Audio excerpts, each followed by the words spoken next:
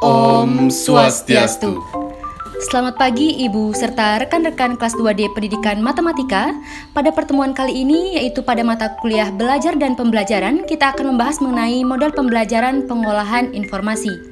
Bersama kami dari kelompok 6 kelas 2D Pendidikan Matematika, dengan saya, Nikade Ayu Indasari dengan NIM 20130111015, Dan dengan saya Iputu Beni Angga Sastrawan dengan NIM 20130101092. Adapun hal-hal yang akan kita bahas pada model pembelajaran pengolahan informasi yaitu yang pertama, pengertian model pembelajaran pengolahan informasi, yang kedua, pengelompokan model pembelajaran pada kelompok model pengolahan informasi, yang ketiga, tahapan implementasi model pembelajaran kelompok model pengolahan informasi, yang keempat, yaitu aplikasi model pembelajaran kelompok model pengolahan informasi, dan yang kelima, kelebihan dan kekurangan model pembelajaran kelompok model pengolahan informasi.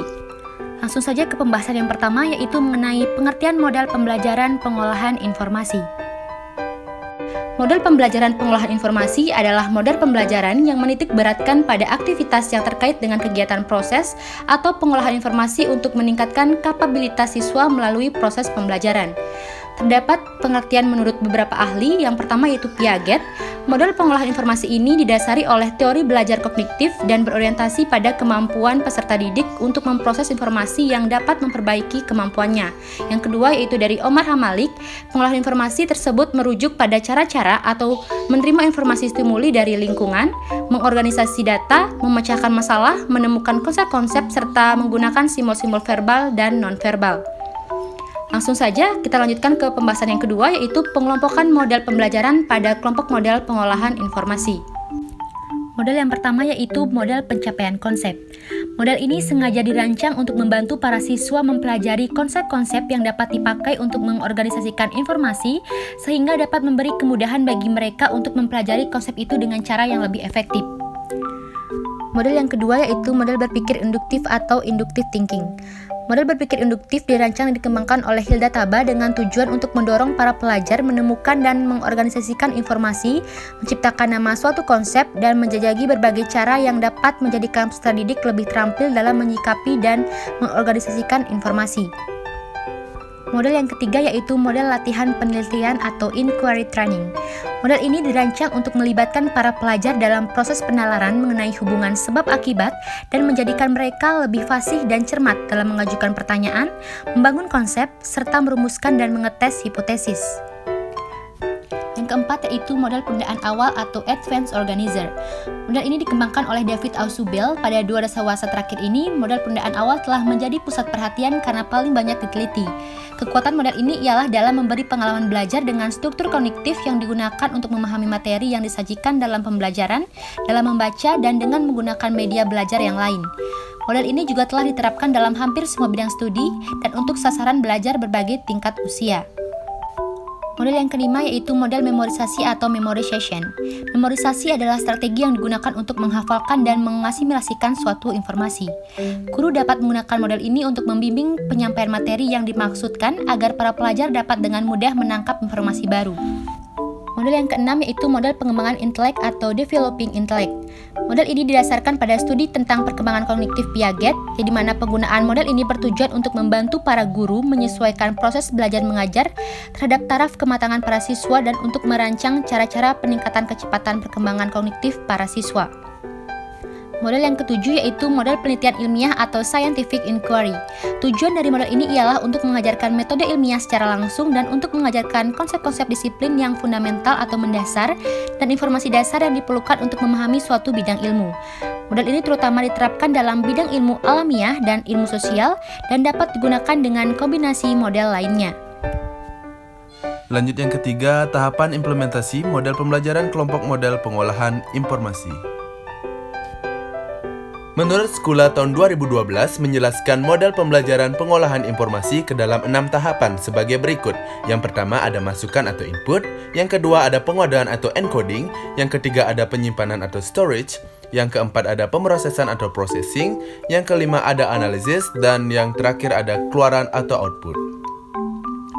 Berdasarkan tahapan tadi, masukan atau input merupakan suatu proses memasukkan informasi dan stimulus dalam memori.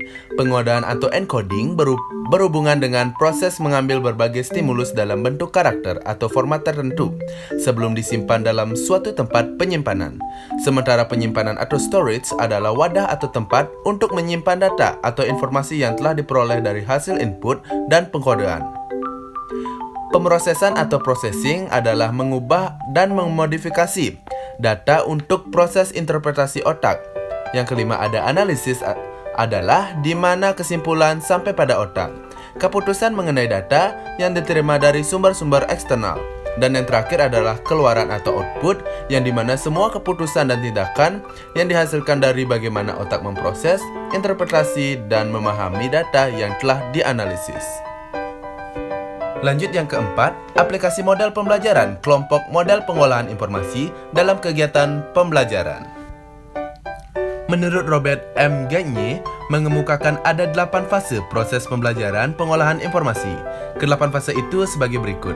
Yang pertama ada motivasi, kedua pemahaman, ketiga pemerolehan, yang keempat ada penahanan, yang kelima ada ingatan kembali, yang keenam ada generalisasi, yang ketujuh perlakuan, dan yang terakhir adalah umpan balik. Selain itu, ada 9 langkah yang harus diperhatikan tenaga pendidik dalam kaitannya dengan pembelajaran pengolahan informasi, yakni yang pertama, melakukan tindakan untuk menarik perhatian peserta didik. Yang kedua, memberikan informasi mengenai tujuan pembelajaran dan topik yang akan dibahas. Yang ketiga, merangsang peserta didik untuk memulai aktivitas pembelajaran. Yang keempat, menyampaikan isi pembelajaran sesuai dengan topik yang telah dirancang. Yang kelima, memberikan bimbingan bagi aktivitas peserta didik dalam pembelajaran. Yang keenam, memberikan penguatan pada perilaku pembelajaran. Yang ketujuh, memberikan umpan balik atau feedback terhadap perilaku yang telah ditunjukkan peserta didik. Yang kedelapan, melaksanakan penilaian proses dan hasil. Dan yang kesembilan, memberikan kesempatan kepada peserta didik untuk bertanya dan menjawab berdasarkan pengalamannya. Selanjutnya, kelebihan dan kekurangan model pembelajaran kelompok model pengolahan informasi. Di dalam model pembelajaran pastinya terdapat kelebihan dan kekurangan. Berikut penjelasannya. Kelebihan kelompok model pengolahan informasi antara lain: yang pertama, siswa tidak diajarkan hanya untuk terlibat dalam kegiatan pembelajaran, namun juga mereka diajarkan bagaimana menggunakan pengetahuan tentang pembelajaran untuk meningkatkan efektivitas. Yang kedua, membantu siswa belajar kategori dan belajar bagaimana menerapkannya. Yang ketiga, untuk membantu meningkatkan keaktifan peserta dalam berpikir. Yang keempat, untuk melatih siswa terlibat dalam penalaran kasual atau sebab akibat. Yang terakhir, siswa diajarkan pembentukan konsep dan hasil untuk pengembangan generalisasi kesimpulan tentang sebab akibat.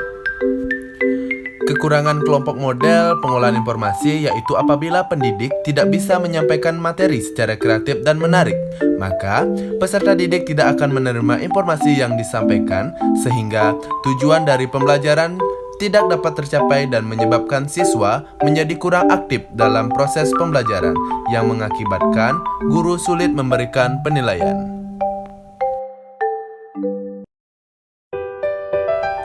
Baik, itulah tadi penjelasan mengenai model pembelajaran pengolahan informasi. Semoga apa yang kami jelaskan tadi dapat bermanfaat bagi rekan-rekan sekalian. Akhir kata kami tutup dengan Parama Santi. Om Santi Santi Santi Om. Sampai jumpa.